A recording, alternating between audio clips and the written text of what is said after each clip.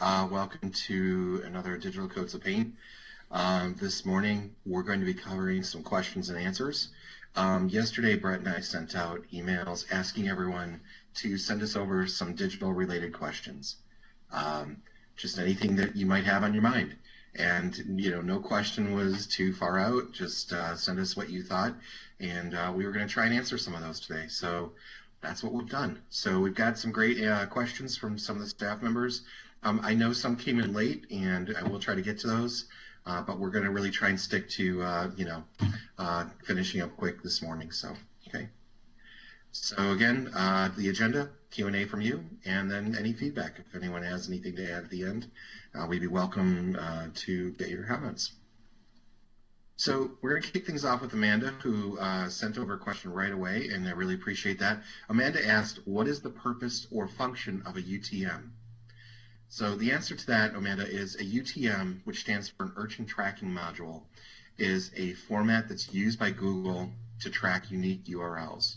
So basically, it's a tag that's added to the end of a URL, which once it's clicked, it's going to send data back to Google Analytics, which allows you to track which elements of your online marketing strategy are most effective. Pretty simple. It's just some additional data added to the back of a URL that's going to allow your customer to and you to track your online marketing strategy and then report back to them.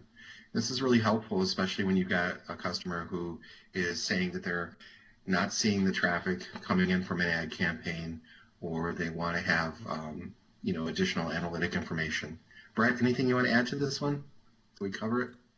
Nope. I think that's pretty good. I mean, yeah, I think everyone kind of knows at this point, should know what a UTM is, and really should be putting a UTM connected to everything that's out there. Definitely display related, anything that's network related. That's really the way that Google Analytics tracks everything, like Scott said.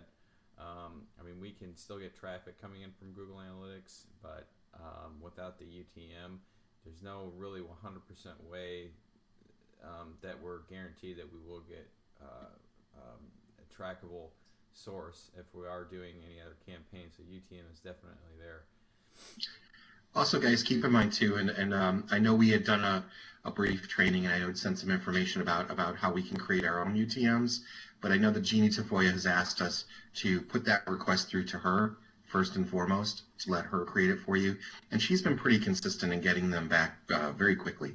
So if you could just keep that in mind, put that UTM request through to Jeannie Tafoya. All right, next, Brett, do you get this one? Can you see it okay? Yeah. Libby and Dean pretty much asked the same question. Talked, when do we expect the audience extension products like search retargeting will be available for us to monitor on Campaign Insights? And really the feature's not been added yet, but is expected to add in phase 2. So at some time, we're expecting in Q1 2016, they're going to have a phase 2 where they're going to update the Gannett Insights, the new reporting dashboard, so we can track all of our digital campaigns and any of the audience extension, geofencing, all those things. So when phase 2 is coming out, which we'll get more information when it's getting closer, expect those features to be in there. Okay, I'm going to go to the next slide because I know it's a related question. Okay. Also, where will search and site retargeting and mobile geofencing appear? Under the display tab, Geo currently has data feed for all media math campaigns. However, they are using a secondary company called Simplify to execute some mobile geofencing and search retargeting campaigns. Yahoo Native will also be sent from the dashboard. This is because the current ad servers does not have an API data feed to the dashboard. Yahoo is in the process of rolling out this, and we'll be able to provide the native campaign data on on these products and developed and added to the dashboard. Sorry, Scott, your picture is kind of yeah, I think I might have to switch over to you. I think my internet's... That's okay. No. I think we're fine. At least, okay. I can read it off from mine. I have it up too. But okay. So these the whole thing for the reporting. Can you guys hear me okay? Julie said she's having a hard time hearing me. Scott. Yeah, I think you were breaking up a minute there, so Okay. If I get out or whatever, can you just let me know? So I think we're Scott. You there? Hello.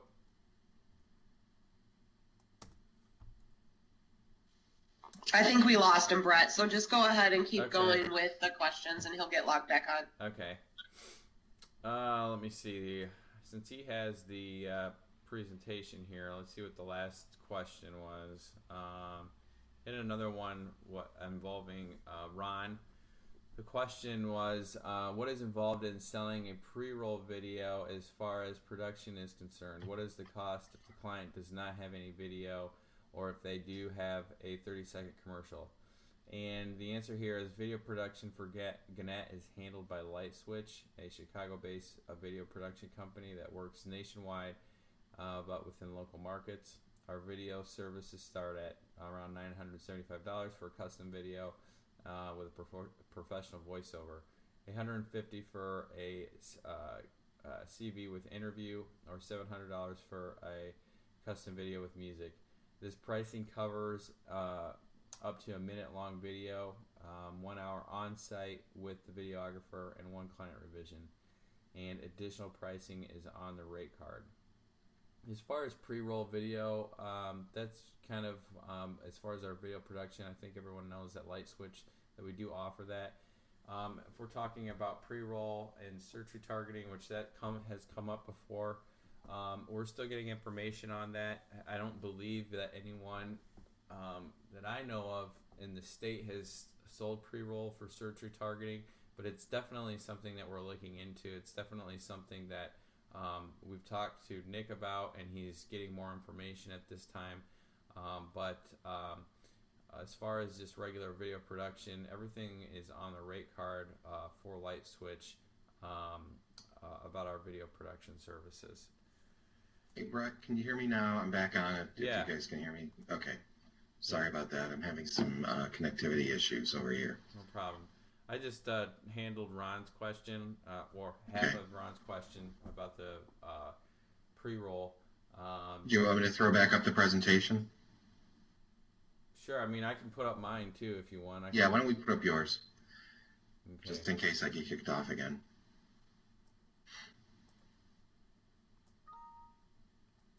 All right. Let me know when you can see my screen.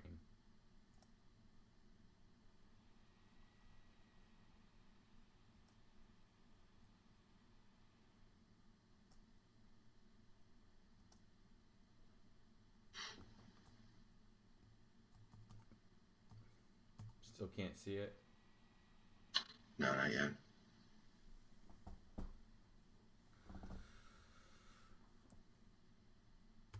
Okay. Hold on 1 second. I might have to. Yeah. Sorry, technical difficulty. We're sorry for this, guys. I know I know over at the O&E office we've had some technical difficulties with Skype, so I know it's just ongoing. Okay, let me know. I think you can see it now. Can you see it now? Yeah, it's showing now. Okay. All right. I'm just gonna. Thanks, Brett. Yeah. Let me go to Ron's question. I don't know if there's anything else. How much you caught on that I was answering for Ron's question. Basically. Yeah, I just did about hear it. everything I was able to hear a lot of it. Okay. Ron, the information also for Lightswitch is also on the rate card, but we've also got a presentation.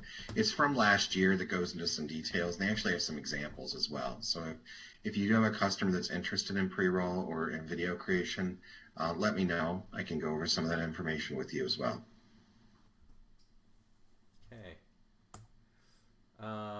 Libby asked, are they working on getting us a list for apps for geofencing? We do not have a list currently, but as time goes on, hopefully we'll expect more information on the apps and MDOT sites that geofencing ads are served on. But I have been trying to get this from Nick and a couple other people. And I think that they are going to release information at some point, but at this point we still don't have that, which is still a little frustrating. But we're gonna as soon as we get more information about anything geofencing related or any of these other products that we've kind of just gone into the last couple of months, we'll definitely get more. We'll definitely update everyone on that as soon as we get it. But as far as the apps that are out there that the ads are being served on, we still don't have a list, and hopefully we can get something soon. Hopefully as time goes on and the product becomes more developed, and as more people start to utilize geofencing. Anything else to add on that, Scott?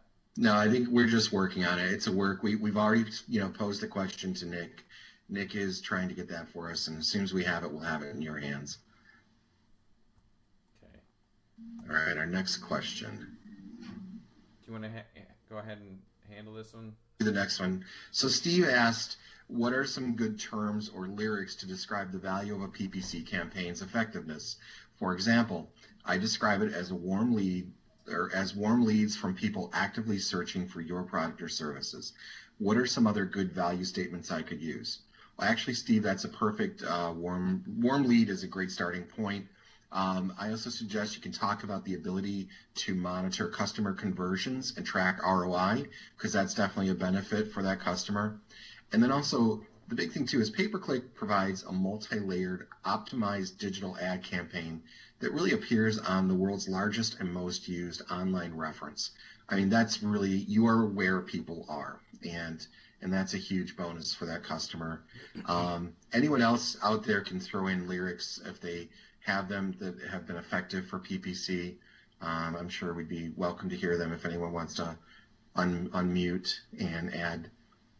Brett, what do you think? Anything that you've used on talking about PPC that's helped? Well, I always say that PPC is really a good vehicle for someone at the end of a buying cycle, or close to the end of a buying cycle, because they're looking for something specific, or they're looking for information really right then and there. So a PPC ad getting in front of a search, hopefully on the top 3 positions, that stands right out. Someone that will click on one of those ads are done really with the research phase by the nature of them just even clicking on the ad, because they've probably done some research. They've done some some research on maybe how a certain product or a certain type of product or a certain service. They've looked other places, and now typically we can target keywords and then have ads come up for certain services or products that are very specific for a PPC campaign. So we're right at the end of that buying cycle, and someone's ready to take action. Thus, they click on a PPC ad. It's also good for anyone who's in a emotionally charged industry, such as attorneys, or like anything medical, or anything that is maybe emergency service. Like we had talked about tow trucks. Somebody's stranded on the road. They don't want to do too much research. They just want to see who's coming up in their area immediately, so they can get service to them immediately and get out of their predicament. So anything that's emergency related, that's high emotional related, or at the end of a buying cycle with a particular specific product or business service, PPC is really good for. If you go onto Google Zero Moment of Truth, or ZMOT, there's some really good information on ZMOT, which like Brett was talking about there, at that moment of that making that buying decision. There's some good information on that, so I recommend looking up Zero Moment of Truth. Dean asked, by the way, Brett, Dean asked about when can we offer PCP. Sorry, Dean, that's a different kind of sales.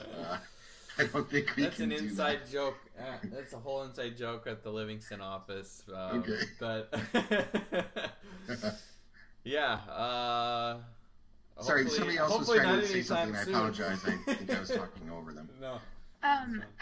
This is Stephanie. I was gonna say another good lyric to use for PPC, or would be for a newer company who hasn't quite garnered an SEO ranking that's going to get them to the top of Google.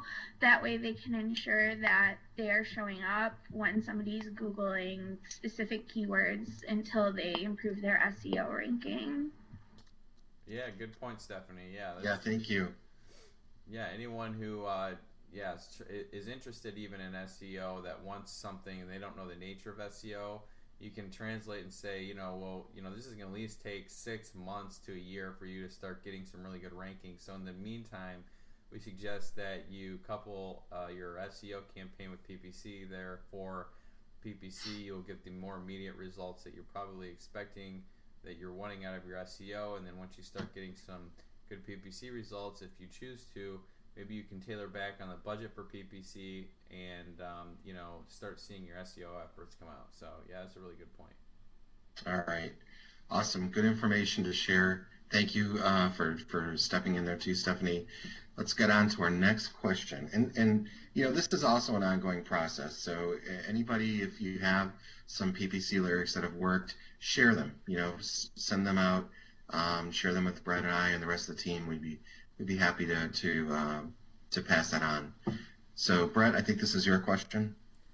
Yeah, Leah asked, what's the process to set up a site retargeting campaign, for example, and what information is needed from the client before launch? We would like to see how many unique visitors they get. It's been out there, and I think everyone knows that the 5K unique visitors is something that is kind of a target that we like to shoot for, so we can have that budget, have that traffic be there, so we can retarget, that traffic that's already coming on, or that projected traffic that we can see, so we can actually get that traffic pointing back to the website. And we had just talked to Nick about having what about if a client has well under 5K? We can still do that. It's just that we've got to translate to the client that don't expect an inundation of traffic coming back to your site if you don't have a lot of traffic. 5K was the stipulation out there, but in order for us to even sell a site retargeting campaign.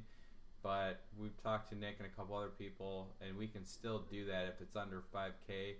Just translate to the client that we're not going to expect a huge amount of traffic coming back from a site retargeting campaign. And obviously you're going to have less traffic come back for the less amount of unique visitors that you have. That's why we like to couple it with other audience extension or other geo, maybe PPC, or other products that are out there that can get traffic, get awareness out to the website. And then also getting a contact for the client's website administrator or developer is a must, as we'll need to place the pixel, as they will need to place a pixel on the back end of the site that we provide. So I think the first step, really, without getting into the weeds with the client and even with yourselves, is just to ask for the the contact for whoever administers the website. Because really what happens is that our ad ops and Jeannie, she sends us back a pixel after we put the pixel request form in. They send back a pixel, and then the web developer from the client's end is actually going to put that on their website. And really I think that's basically it, Scott, right? To where as far as the information. Yeah. Yep, that's it. Yeah, so just ask the question, how many unique visitors, and then also ask for a content for the web developer administrator. That's really what you need for site retargeting. And then we can handle, the all the pixel stuff.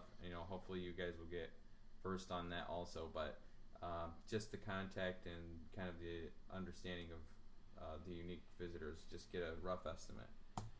Okay, Scott. Yep, next question. So this one is a little bit more O&E related, although I think we all can relate to it. So Julie asked, what is Michigan.com and HometownLife.com's branding marketing plan for 2016? We all know that we really need to create awareness to drive visitors to our sites, and it seems like HometownLife.com is unknown to a lot of people. Are there plans to advertise HometownLife.com on TV, radio, billboards, email, etc.? Well, Julie, as you know, we've purchased a blimp. We're going to have the hometownlife.com Livingston Daily blimp flying over Michigan Stadium during football games. Yeah, I'm just joking. that was a That is big completely not announcement. true. That was a big That is announcement that came out earlier in the year, but no. that is not true at all. So, Julie, I mean, it's a good question, Julie, and I know there are plans to market us, and I know that we're getting the word out to our customers. You know, I know you're saying that a lot of customers aren't aware of us, but Julie, I know for a fact, like hometownlife.com, we're getting, we're getting over 1 million page views on both desktop and mobile every month. So people are using us, people are seeing us. It's plans in terms of getting the word out there for marketing and letting people know about us. I'm definitely sure there's stuff in progress, but it's not a simple solution. And it's just, as long as we're out there talking with customers, as long as we're showing them a quality product and showing them what we do, as long as we have that, that's what we can do on our end. There is a lot of stuff that we're working with. We're working on new ideas. There's a lot of stuff as far as new initiatives for the websites and stuff that we're doing with quick links. Obviously for real estate and sports and all that stuff we're doing. As far as Michigan.com as a whole, they are coming out with stuff that I'm sure that we're going to be hearing more about in 2016. That corporate has going on. But as far as anything specific, other than that obvious blimp campaign, there's really no other plans at this point that we're aware of. I know from our office, Choya is part of a group now where they're talking about these kinds of things, like how are we presenting Michigan.com? What are some things for the future? So there's definitely works in the progress, but anything I can tell you about specifically in terms of like a TV or radio, it's always been talked about, but I think it's just something we'll keep an eye out, and as soon as we get more, we'll let you know. So, okay. I think that kind of covers it. Is there anything else? I know that I got a couple questions, or I got a question from Joanne after hours. We'd already finished up the presentation, but Joanne had asked about inventory requests, and I just want to say, yeah, definitely use the inventory request sheet to send it to Jeannie Tafoya if you have questions about inventory, and expect about she's very quick on getting back, but give her at least a 1 business day response time.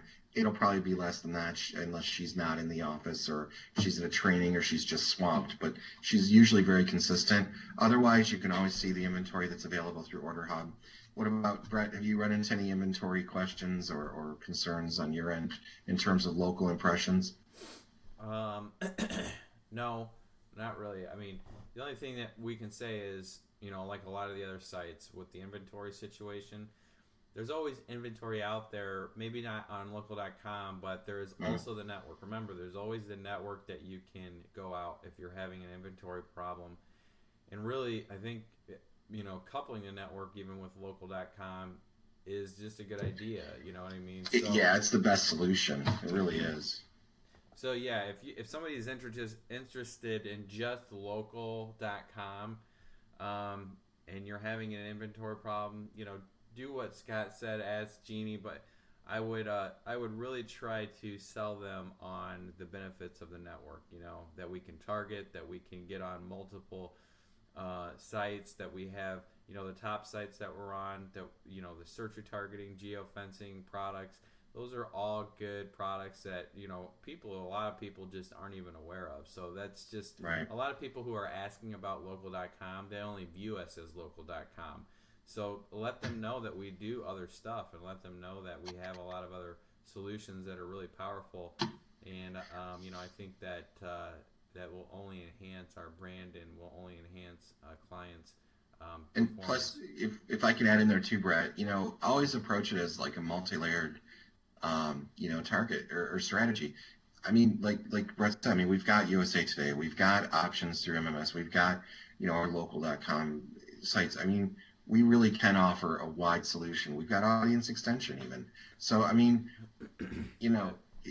guess look at it from a round standpoint, and also look at run of site to really spread the message out there. I know that some customers are more interested in specific geographic areas and all that, but really look at the bigger picture as well. I mean, consider yourself a marketing consultant and think that way. Like, how can we get that client's message out to the most active audience? So yeah, and well, just one other thing I was going to say about that too is that Lansing, the reason why Lansing and Port Huron's been selling so much, display is because they sell it as who's your target audience and not just where do you want to have your ad show up on, because that people are, well, I want to have it on your newspaper. Well, we can actually target a specific audience and then give them, like Scott said, a multi-layer approach with all the different products and let them know, we'll come back with a custom solution for targeting your exact audience on all of our capabilities. So, that's the conversation you should be having instead of, oh, we can get you on homepage for X amount of impressions. You just say that we can get you, this type of person or these type of peoples on, who are interested in this, who are their demographics, age are this. So that's kind of more of a conversation we should all start going towards instead of just, oh yeah, we can get you on homepage or sports section or whatnot. All right, it's about 8:28. We're gonna wrap things up now, unless there's any questions or feedback. If anybody wants to unmute and add anything.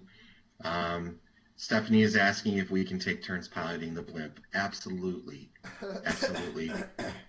We're going to have it like days of the week. It will be with the O&E office, and certain days of the week it will be with Livingston's office. So we'll each get turns. It'll be great. Keep in mind, too, that while we're on the blimp, we're also going to have VR headsets. So we're going to be in a real, we're going to be in a virtual reality platform while being up in that blimp. So it's a really exciting, it's a really exciting campaign. Brett, let's not forget Michigan.com, the video game. Coming soon. Right. Yes. Coming soon. Forgot about that one. Yeah, the video game. Yeah, that's coming out pretty soon. Dean says it sounds like we're ready to already selling PCP. Yes. Yes, we are. Yeah. All right. Yep.